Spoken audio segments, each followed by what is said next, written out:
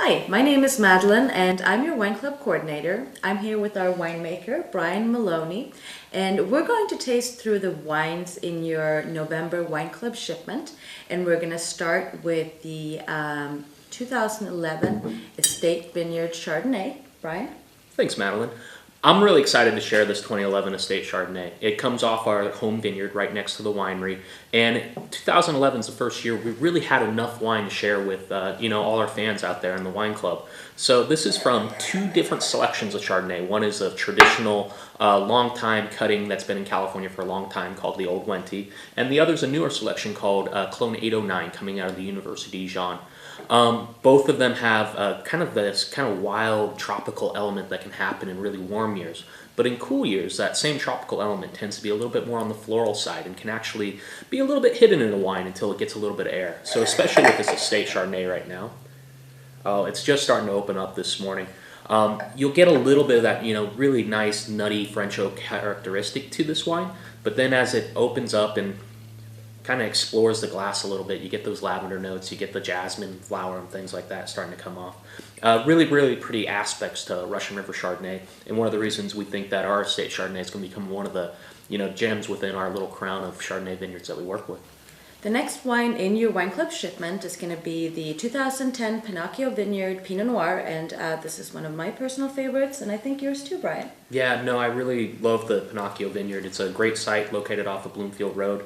Farmed expertly by Joe Pinocchio, a longtime farmer in the area, and just one of those places where you can see the farmer's passion really go into the land itself, and the resulting quality of the wine being quite high, and in fact one of our favorites at the winery. Just a really dense, beautiful Pinot Noir, really layered, lots of textures to this wine, lots of complexity in its flavor profile, from the small dark fruits to more savory aromatics and flavors that come out of it. Just a really pretty wine. What foods would you pair with this, Brian? Oh, that's always a difficult question with Pinot Noir. It's one of those wines that, just kind of depends on your mood, what you want to match it with, but you could go anywhere from, those darker fleshed seafoods like salmon and tuna to, I think this would go nice with a nice rack of lamb. So. The next wine in your wine club shipment is our 2010 Forgotten Vines Zinfandel. So Forgotten Vines is a wine that we never forget.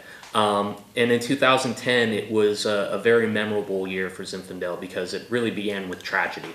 The crop level in 2010 was disastrously cut by a series of heat spikes we had in late August. It eliminated about 75% of the fruit right as it was starting to go through veraison. And what we were left with was, while sad at such a low quantity to have out there, the concentration we saw was absolutely amazing.